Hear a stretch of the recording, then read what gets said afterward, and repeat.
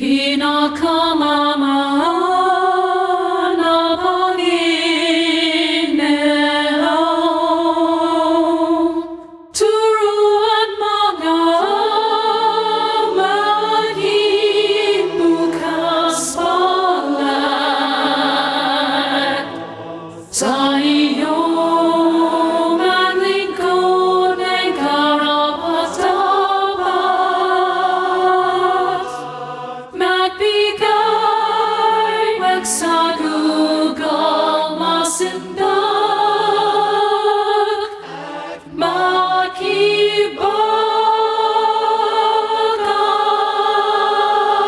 wag maghintay sugat, magsikap at hindi pahinggan hanap.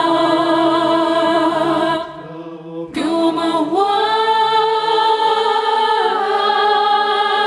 at huwag maghintay and bayat, maliban na lamang sa gunitan hanap. Nagkala